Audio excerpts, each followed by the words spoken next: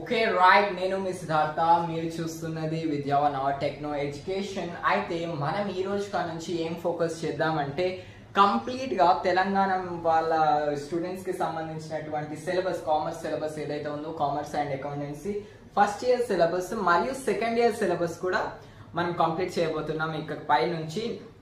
Right, అందులో మనం వచ్చేసి Telangana state board of intermediate education లో వచ్చేసి commerce and accountancy first year English version లో మనం ఇదంతా ఇంగ్లీష్ వర్షనే, కాకపోతే I will give the explanation in Telugu. ఈ పూర్తి ఎక్స్ప్లెనేషన్ మొత్తం తెలుగు లేదంటే తెలంగాణ భాషలో మనం డిస్కస్ చేద్దాం.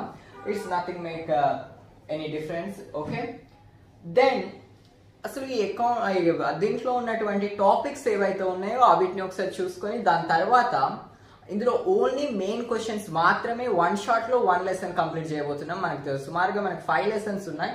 ఆ 5 లెసన్స్ లో మనకి ఈ 5 లెసన్స్ నుంచి మనం కొన్ని లెసన్ అంటే ఒక నిమిషం ఐ విల్ వెయిట్. మనం ఇప్పుడు కామర్స్ లో ఫోకస్ చేయాల్సినటువంటి యూనిట్స్ ఏంటి అంటే ఫండమెంటల్స్ ఆఫ్ బిజినెస్, ఇంకొకటి ఇది first unit fundamentals of business. ఇందులో చాలా టాపిక్స్ ఉన్నాయి. ఇందులో కొన్ని టాపిక్స్, ఇంపార్టెంట్ టాపిక్స్ ఏవైతే ఉన్నాయో అవి డిస్కస్ చేద్దాం. అట్లాగనే అకౌంటెన్సీలో కూడా మనకి 5 యూనిట్స్ ఉన్నాయి. ఈ 5 యూనిట్స్ లో ఈ ప్రతిదీ డెప్త్ గా ఉంటుంది. ఈ ఫైనల్ అకౌంట్స్ కి వచ్చేసి మనకి 20 మార్క్స్ వస్తుంది. మనం ఇందులో ట్రయల్ బ్యాలెన్స్ ఇదంతా ఇది మనకి 2 మార్క్స్ క్వశ్చన్ గా వస్తుంది. ఇక థర్డ్ యూనిట్ క్యాష్ బుక్ మనం దీన్ని 10 మార్క్స్ క్వశ్చన్ గా చూసుకోవచ్చు. అండ్ సబ్సిడీ బుక్స్ లో నుంచి మనకి 5 మార్క్స్ క్వశ్చన్ వస్తుంది. And introduction to accounting this will also will get for the 5 marks. ఇవన్నీ టాపిక్స్ మనం ఈ పర్టికులర్ వీడియోస్ లో డిస్కషన్ చేద్దాం. దానికంటే ఇప్పుడు మనం introduction to the fundamentals of business అనే ఫస్ట్ ఉంది కదా. ఈ ఫస్ట్ లెసన్ లో మనం వచ్చేసి షార్ట్ ఆన్సర్స్ ఉన్నాయి. ఇందులో ఓన్లీ 5 మార్క్స్ క్వశ్చన్స్ ఉన్నాయి. ఫస్ట్ యూనిట్స్ లో మనకి 5 మార్క్స్ క్వశ్చన్స్ ఉన్నాయి. We are not having 10 marks questions. ఇందులో 10 మార్క్స్ క్వశ్చన్స్ అనేటివి లేవు, 5 మార్క్స్ క్వశ్చన్స్ ఉన్నాయి. అందులో ఉన్నటువంటి ఫస్ట్ 5 మార్క్స్ క్వశ్చన్ ఒకటి ఏంటిదనంటే, అందులో ఉన్న ఫస్ట్ 5 మార్క్స్ క్వశ్చన్ ని ఇప్పుడు ఒకసారి డిస్కస్ చేద్దాం మనం. రైట్,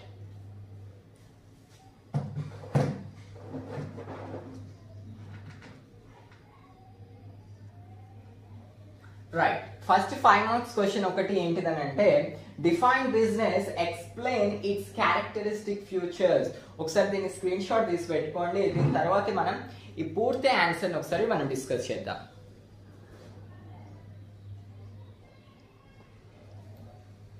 రైట్, ఓకే, ఇది స్క్రీన్ షాట్ తీసుకున్నారని I hope. And see first business అంటే ఏంటి? బిజినెస్ అంటే ఎవరైతే ఒక మనిషి పర్చేసింగ్ మరియు సెల్లింగ్స్ అంటే వేరే వాళ్ళ దగ్గర కొనడం కానీ ఇతరులకు అమ్మడం ద్వారా డబ్బులు సంపాదించినట్టు అయితే దాన్ని మనం బిజినెస్ గా ట్రీట్ చేస్తాం. ది ప్రాసెస్ అనేది కూడా కంటిన్యూటీ ప్రాసెస్ లో ఉండాలి. ఒకటే రోజు కొని అమ్మాం అనుకోండి, దాన్ని బిజినెస్ అనం.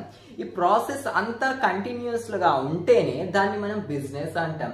So in the definition what he has given, a business activity directed towards purchasing or acquiring wealth through buying and selling of a goods. అంటే ఇక్కడ వచ్చి మనం చెప్పుకున్నది ఇంతకు ముందు, ఏదైనా ఒక బిజినెస్ పర్చేసింగ్ లేదంటే ఇప్పుడు ప్రోడక్ట్ ని ప్రొడ్యూసింగ్ చేయడం కానీ, లేదంటే ఆ ప్రోడక్ట్ ని మ్యానుఫ్యాక్చరింగ్ చేసినటువంటిది వేరే వాళ్ళకి అమ్మడం కానీ, లేదంటే మ్యానుఫ్యాక్చరింగ్ చేసుకున్న గూడ్స్ ని మన దగ్గరికి తీసుకొచ్చుకొని దాన్ని వేరే వాళ్ళకి అమ్మడం ద్వారా మనకి కొన్ని ప్రాఫిట్స్ వచ్చాయి అనుకోండి, దాన్ని మనం ఇక్కడ ఏమంటాం, బిజినెస్ అంటాం. ఈ బిజినెస్ కి కొన్ని క్యారెక్టరిస్టిక్స్ ఉన్నాయి, క్యారెక్టరిస్టిక్స్ ఫ్యూచర్స్ ఉన్నాయి. ఈ క్యారెక్టరిస్టిక్ ఫ్యూచర్స్ ఇందులో స్టెప్ బై స్టెప్ చూద్దాం. మెయిన్ క్యారెక్టరిస్టిక్స్ ఫ్యూచర్స్ ఒకసారి మనం చూసినట్టయితే economic activity. Generally we know business is an economic activity. How we can say, మన దగ్గర పైసలు ఉంటేనే బిజినెస్ ని స్టార్ట్ చేయగలం. సపోజ్ రా మెటీరియల్ ఉందనుకోండి, రా మెటీరియల్ పర్చేస్ చేయాలి, వేరే కాడి నుంచి పర్చేస్ చేసి దాన్ని మ్యానుఫ్యాక్చరింగ్ చేయాలి. సపోజ్ ఒక ఐటమ్ ఏదైనా తీసుకుందాం, ఇప్పుడు పెన్ తయారు చేసే కంపెనీ ఉందనుకోండి, పెన్ తయారు చేసే కంపెనీ ఆ పెన్ యొక్క నిప్స్ కొనాలి, ఆ మ్యానుఫ్యాక్చరింగ్ చేసే అటువంటి ఐటమ్స్ అన్ని మిషన్స్ కొనాలి, అవన్నీ కొనాలి అని అంటే వాళ్ళకి ఖచ్చితంగా some what they needed some what wealth, పైసలు కావాలి. వాళ్ళకి పైసలు ఉంటేనే మనం బిజినెస్ ని స్టార్ట్ చేయగలం. అది చిన్న బిజినెస్. ఇప్పుడు షాప్ కీపర్ ఉన్నాడు అనుకోండి, షాప్ కీపర్ కూడా తను కొన్ని ఐటమ్స్ తీసుకొచ్చుకొని తను సేల్ చేయాలి. ఆ సేల్ చేయాలంటే కూడా తనకి ఆ మనీ అనేది కావాలి, తను ఒక షాప్ రెంట్కి తీసుకోవాలి. ఇవన్నీ దేనికి సంబంధించినటువంటి ఎకనామిక్ అంటే వారి మనీకి సంబంధించినట్టు ఇష్యూ. సో దాన్ని మనం ఏమని అంటున్నాం, దాని ఎకనామిక్ యాక్టివిటీ. దాని యొక్క డెఫినేషన్ ఎట్లా ఉందో ఇక్కడ చూద్దాం. Business is an economic activity. It performs with the main motive of earning money or profits. Yes, business అనేది ఒక ఎకనామిక్ యాక్టివిటీ. దీంట్లో ఖచ్చితంగా పైసలకు సంబంధించినటువంటి ఫైనాన్షియల్ కి సంబంధించినటువంటి అన్ని ఇష్యూస్ ఇంటరాక్ట్ అయి ఉంటాయి. ఇందులో ఉన్నప్పుడు బిజినెస్ మ్యాన్ యొక్క మెయిన్ మోటివ్ ఏమై ఉండాలని చెప్తున్నాడు, ఖచ్చితంగా వాడికి మనీ ఎర్న్ చేయాలి మరియు వాడికి ప్రాఫిట్స్ అనేటివి రావాలి. మనీ ఎర్న్ చేయడం అనేది కాదు, అట్లాగే వాడికి ప్రాఫిట్స్ అనేది రాస్తే he was also interested to run the business for the future. వాడికి పైసలు వస్తేనే కదా వాడు కూడా బిజినెస్ ని ముందుకు కొనసాగాలని చూస్తాడు. రైట్. ఇంకా నెక్స్ట్ మనకు కావాల్సింది ఏంటి, ఎకనామిక్ అంటే పైసలు ఉన్నాయనుకోండి. పైసలు ఉంటే వాడు ఏం చేయాలి, నెక్స్ట్ గూడ్స్ వాడు ఏదైతే పని చేయాలనుకుంటున్నా దాన్ని చేయాలి. అదే పాయింట్ నెక్స్ట్ లో చెప్పిండో అది నెక్స్ట్ సెకండ్ పాయింట్ ఒకసారి చూసుకున్నట్టయితే deals with goods and services. ఈ deals with goods and services ఏంటిది, ఖచ్చితంగా బిజినెస్ మ్యాన్ పైసలు ఉన్నాయని ఫస్ట్ పైసలు కావాలని చెప్పుకున్నాం. సెకండ్ పాయింట్స్ లో deals with goods and services. ఈ గూడ్స్ ని తీసుకొచ్చుకోవాలి ఫస్ట్. వాడు ఎక్కడైతే ఇప్పుడు సపోజ్ వాడికి షాప్ కీపర్ ఉన్నాడు అనుకోండి, వాడికి సంబంధించిన సబ్బులు షాంపులు ఇవన్నీ తీసుకొచ్చుకొని వాడు పెట్టుకోవాలి. వీడి దగ్గర పెట్టుకొని వాడికి వచ్చే కస్టమర్ కి ఐటమ్స్ ని సేల్ చేయాలి. డెఫినెట్ గా గూడ్స్ అనేది ఇందులో ఇన్వాల్వ్ అయితే it is also a main future for the business organization. Service అంటే బ్యాంకింగ్. ఇప్పుడు మనకి ఇందులో రెండు టర్మ్స్ ఉంటాయి. ఒకవేళ కొన్ని గూడ్స్ అమ్మి సంపాదిస్తారు, కొందరు లేదంటే వాళ్ళ యొక్క స్కిల్స్ ని కానీ వాళ్ళ యొక్క టాలెంట్ ని, ఇప్పుడు సపోజ్ బ్యాంకింగ్ కానివ్వండి, టీచింగ్ ప్రొఫెషన్స్ వాళ్ళు కానీ వాళ్ళు ఇవన్నీ సర్వీసెస్ కిందకి వస్తాయి. వీళ్ళు సర్వీసెస్ ఇచ్చి మనీని ఎర్న్ చేస్తారు. వీళ్ళు కూడా ఇలాంటి రెండు స్కిల్స్ అనేవి కంపల్సరీ ఉండాలి అనేది చెప్తున్నాడు. Right. It's deals with goods and services. Goods మరియు సర్వీసెస్ ఇవి రెండు కూడా. తర్వాత నెక్స్ట్ ఎసెన్షియల్ ఫ్యూచర్ అని చెప్తున్నాడు. ఎలా చెప్తున్నాడు అనేది ఒకసారి డెఫినేషన్ లో చూసినట్టయితే, every business entrepreneur produces or buys the goods and services with the intention of selling them to others so they can earn profit. నేను చెప్పిన పాయింట్ ఇంతకు ముందు. ఎస్, గూడ్స్ ఏవైతే ఉన్నాయి చూడండి, ఆ గూడ్స్ తీసుకొచ్చుకొని తన దగ్గర పెట్టుకొని అవి వేరే వాళ్ళకి అమ్మడం ద్వారా ఈ వేరే వాడి యొక్క కొని వీడికి ఒకవేళ మనీ ఇచ్చాడు అనుకోండి, వీడికి ప్రాఫిట్స్ వస్తాయి. షాప్ కీపర్ కి మనీ అంటే ఇప్పుడు సపోజ్ ఒక ప్రోడక్ట్ ఉంది అనుకోండి, ఒక బల్బ్ ఉంది. బల్బ్ షాప్ కీపర్ 3 రూపీస్ కి తెచ్చుకుంటాడు. షాప్ కీపరే కొనుకొచ్చుకున్నాడు 3 రూపీస్ కి. బల్క్ అంటే ఎక్కువ 10 బుగ్గలు తీసుకొచ్చుకున్నాడు, 10 బల్బ్స్ తీసుకొచ్చుకున్నాడు అనుకోండి. ఆ 10 బల్బ్స్ నుంచి కస్టమర్స్ కి దాన్ని 5 రూపీస్ కి ఒకటి అమ్మేస్తూ ఉన్నాడు. వీడికి ప్రాఫిట్ 3 రూపీస్ వస్తుంది కదా. ఖచ్చితంగా ఇందులో సెల్లింగ్ చేయడం ద్వారా ప్రాఫిట్ అనేది ఉండాలి అనేది ఈ పాయింట్ లో చెప్తున్నాడు. Yes, next point creation of utility. Yes, creation of utility అంటే ఇందులో మనకి ఫార్మ్ యూటిలిటీ, ప్లేస్ యూటిలిటీ ఇవన్నీ అడిషనల్ యూటిలిటీస్ ఉంటాయి. ఇది ఎలా అంటే, యూటిలిటీ అంటే మనకి ఎక్కడైతే ప్రోడక్ట్ సపోజ్ లేవో వాళ్ళకి అందుబాటు లేని కాడ ప్రజలకి అందుబాటులోకి తీసుకురావడమే ఈ creation of utility. Business makes goods more useful to satisfy human wants. ప్రజల యొక్క ఈ గూడ్స్ ఏవైతే ప్రజలకు అందుబాటులో లేనటువంటి గూడ్స్ ని వాళ్ళ దగ్గరికి తీసుకొచ్చి అమ్మడమే క్రియేషన్ ఆఫ్ యూటిలిటీ. అంటే మన ప్రీవియస్ లో ఇప్పుడున్న షాప్స్, ఇప్పుడున్న సూపర్ మార్కెట్స్ లేకపోయి ఉండే. ఇప్పుడు వీటన్నిటిని తీసుకొచ్చి ఏం చేస్తున్నారంటే ప్రజలకి అందుబాటులోకి తీసుకురావడమే. వారి యొక్క సాటిస్ఫాక్షన్స్ ని ఫుల్ఫిల్ చేస్తూ వీళ్ళు కూడా మనీ ఎర్న్ చేస్తున్నారు. In additional place, form, time utility ఇవన్నీ professional utilities, the types of ఈ వెరైటీ గూడ్స్ అమ్మడం ద్వారా వాళ్ళు ఈ యొక్క ప్రాఫిట్స్ ని చేసుకుంటూ ఇది కూడా ఒక essential future of the business అని చెప్పుకోవచ్చు. Next continuity in delaying. అంటే నేను ఫస్ట్ చెప్పాను, బిజినెస్ అంటే ఒక్క రోజు చేసి ఆపేది కాదు. ఇవాళ నేను గూడ్స్ తీసుకొచ్చాను, ఇవాళ అమ్మేశాను, this is not the business. ఈ బిజినెస్ అనేది కంటిన్యూటీ ప్రోడక్ట్. ఇవాళ చేసిన వారికి రేపు చేయాలి, రేపు చేసి ఇది ఒక పీరియడ్ ఆఫ్ టైం ఇది కొనసాగుతూ ఉంటేనే దీన్ని మనం బిజినెస్ అంటాం. That's what continuity in dealing, continuity in dealing. delaying the goods and services becomes a business only it undertakes on a regular basis. కంటిన్యూగా రెగ్యులర్గా చేస్తూ ఉంటేనే దీన్ని బిజినెస్ అని అంటాం. Next profit motive. This is the primary and important object of every business organisation to earn the profits. ఖచ్చితంగా profits సంపాదించడమే ఒక main object of the business organisation or organiser. ఎవడైనా షాప్ పెట్టాడా అనుకోండి, ఎందుకు పెడతారు? ఊరికనే ఎవడు ఫ్రీ సర్వీసింగ్ ఇద్దామని పెట్టాడు. ఖచ్చితంగా వాడికి కొన్ని ప్రాఫిట్స్ కావాలి, దాని ద్వారా వాడి ఫ్యామిలీ బతకాలి, వాడు బతకాలి అన్నది ఇక్కడ మనం చూసుకోవచ్చు. ఈ point definitely explains about it, right?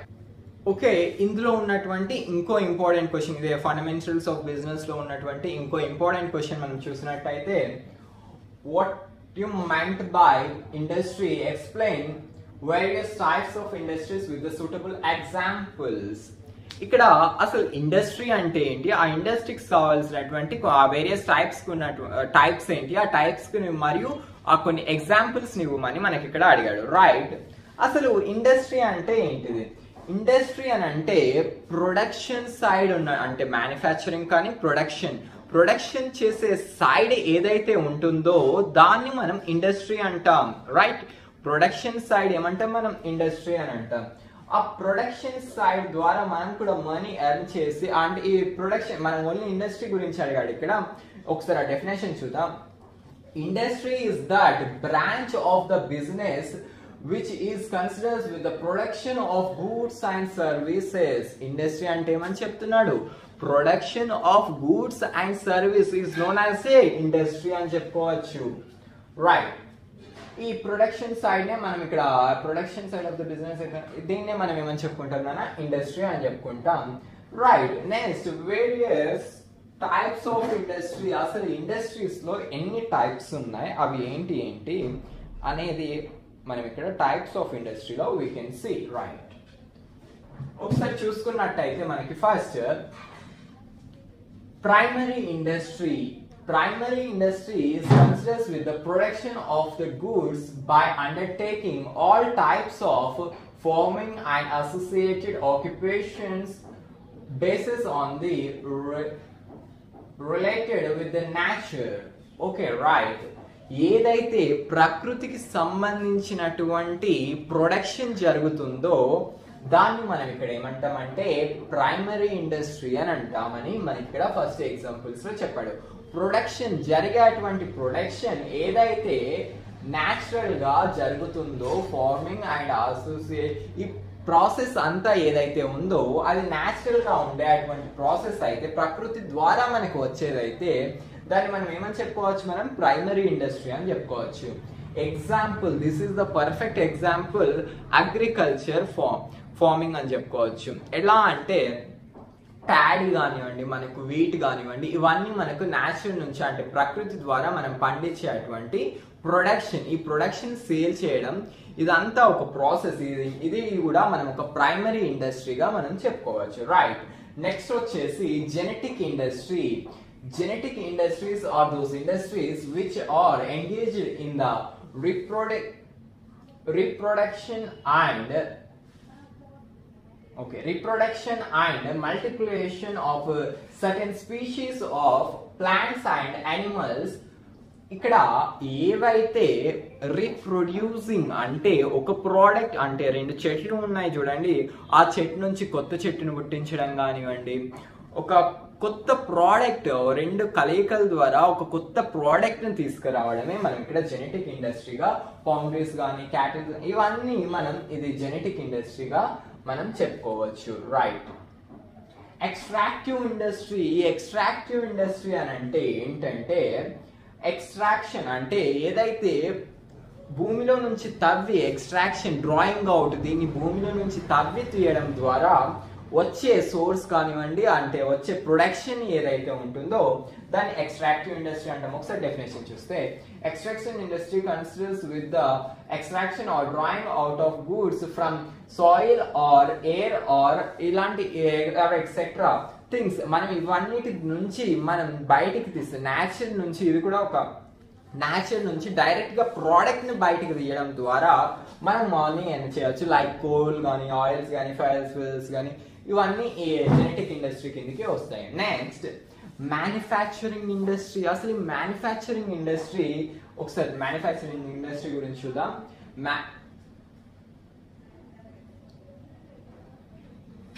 Transforming రా materials into finished product with the help of the machine or manpower.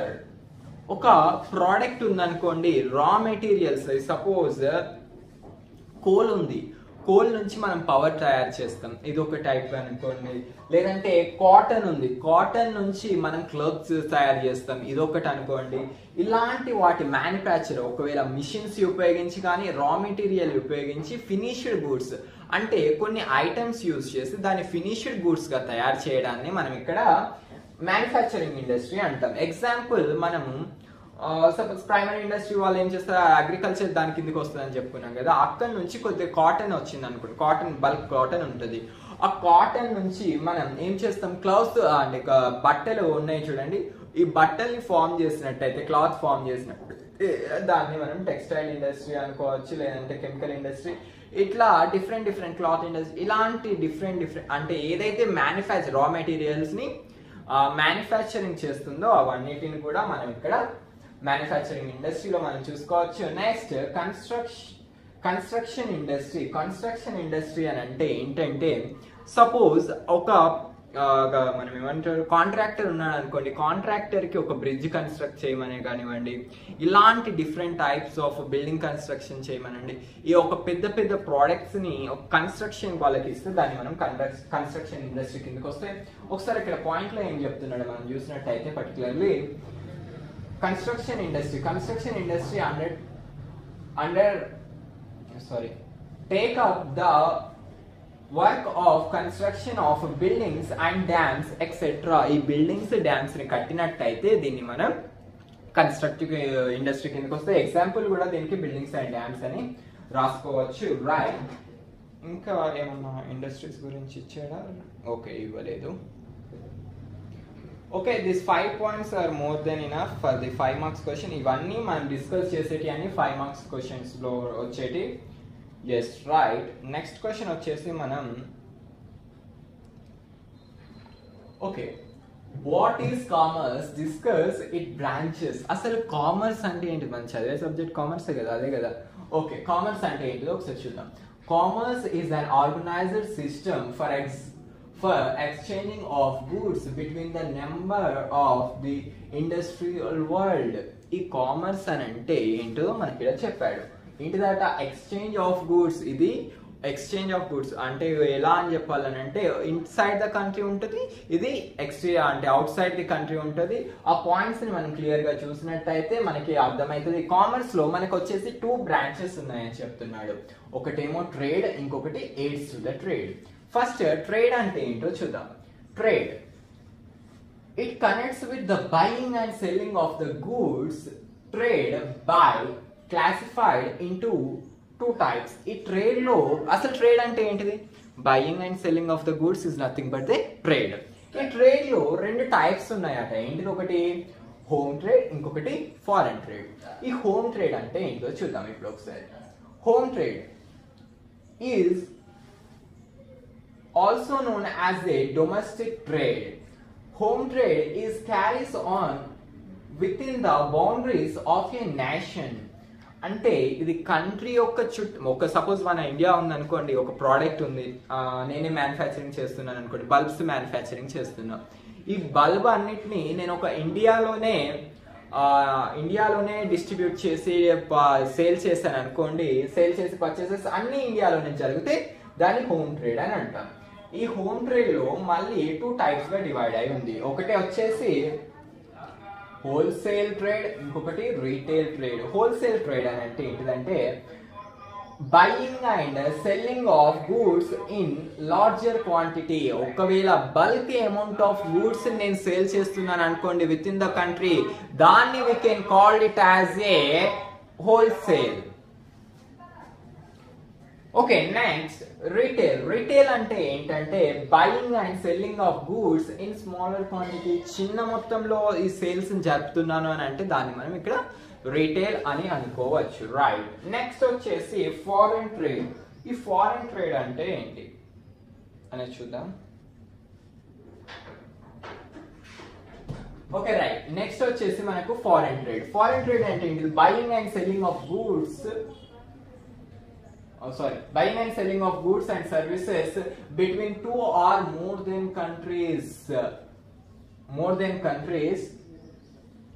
Okay, ఇందులో మనకి 3 టైప్స్ గా డివైడ్ అయిపోయాయి. ఫస్ట్ వచ్చేసి ఎక్స్పోర్ట్ అని అంటే ఏంటంటే మన కంట్రీస్ నుంచి వేరే కంట్రీస్, ఫారిన్ కంట్రీస్ కి మనం సేల్ చేసినట్టయితే దాన్ని ఎక్స్పోర్ట్ అంటాం.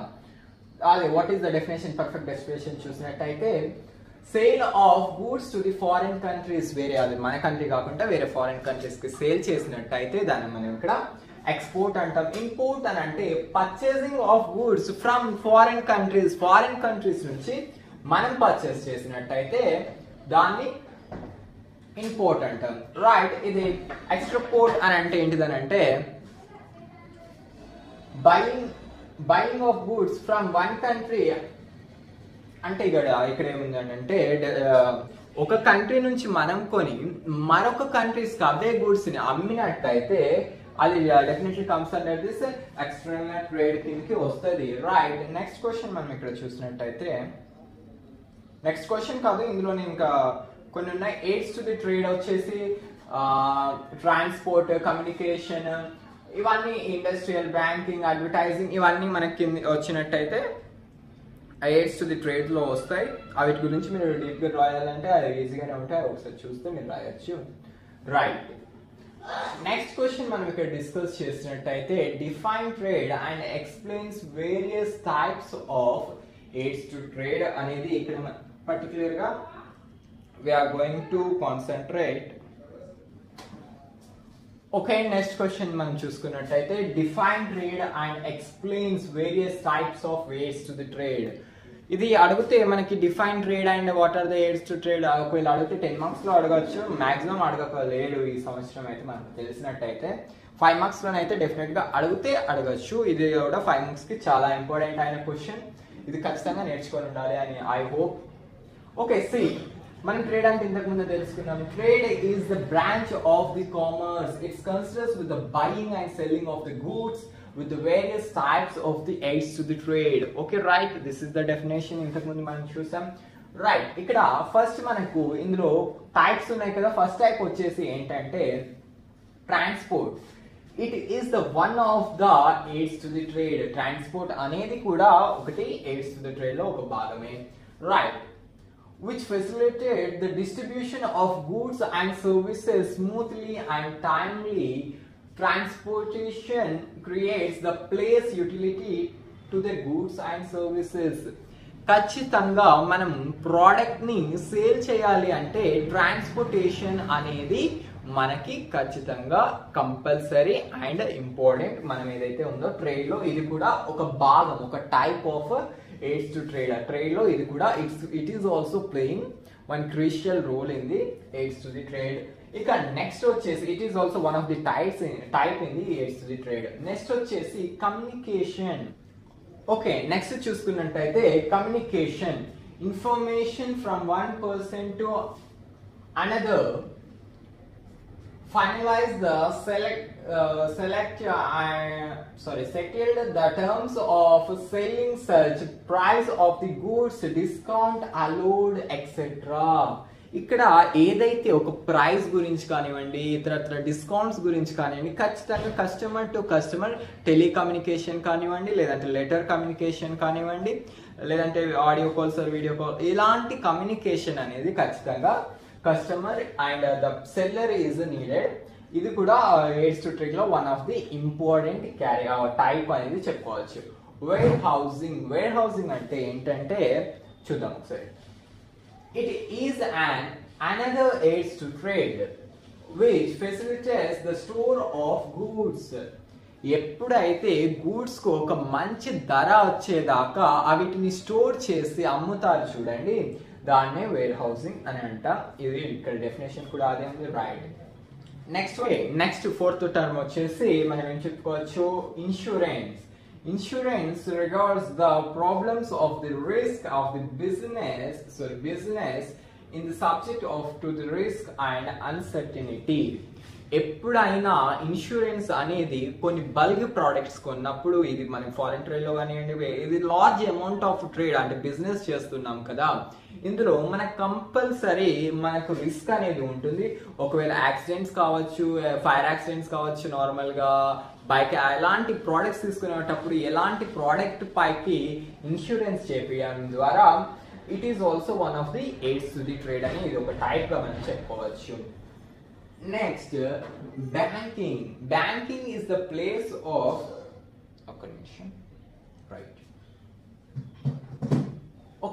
bank is the place or an institution which produces the short term and the long term finance to businessman or an organization.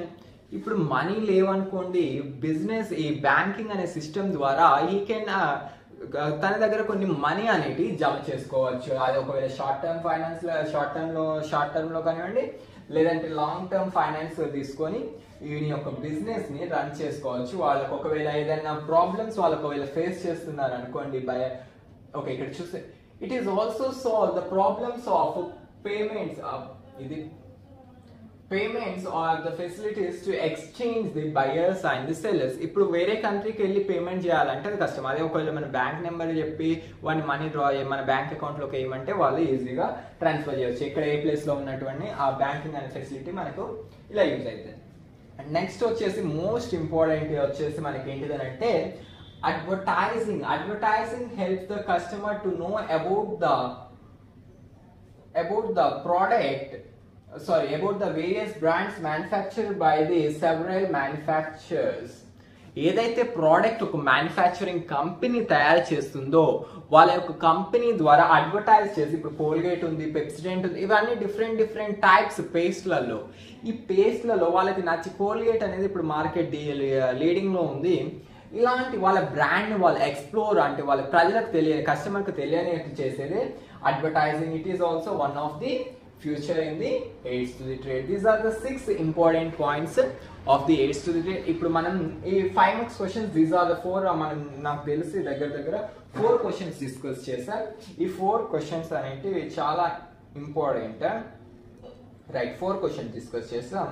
ఒకసారి 2 marks పాయింట్ ఆఫ్ వ్యూలో, ఇందులో 2 marks పాయింట్ ఆఫ్ వ్యూలో ఏమేమి క్వశ్చన్స్ ఉన్నాయో 7 questions ఉన్నాయి. ఆ 7 questions already మనం ఇప్పుడు డిస్కస్ చేసినట్టున్నాం. ఒకసారి ఆ 7 క్వశ్చన్స్ కూడా మనం ఇక్కడ చూద్దాం. రైట్, ఫస్ట్ క్వశ్చన్ బిజినెస్ అనేది మనం అక్కడ డెఫినేషన్ లో చూసాం. మళ్ళీ ఒకసారి బిజినెస్ అంటే ఏంటి? బిజినెస్ అనే human activity directly towards producing or acquiring wealth through the buying and selling of goods.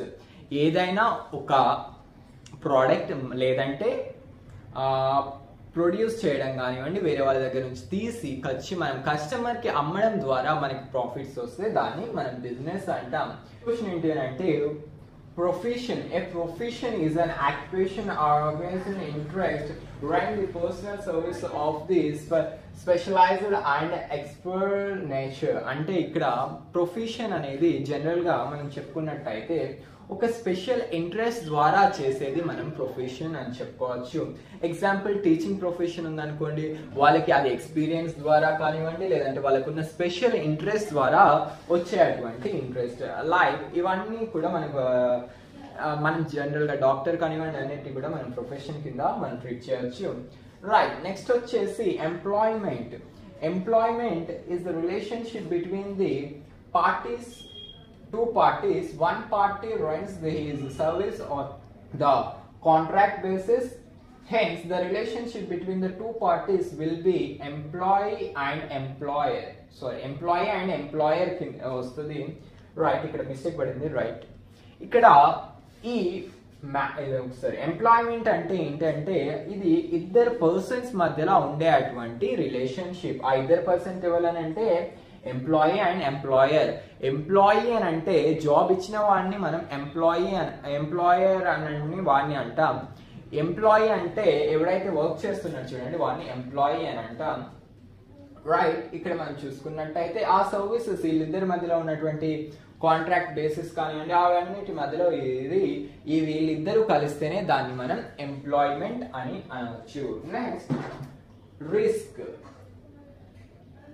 Okay, risk అని అంటే ఏంటంటే ఓకే నెక్స్ట్ ఫోర్త్ వన్ వచ్చేసి risk. Risk is a fear or loss.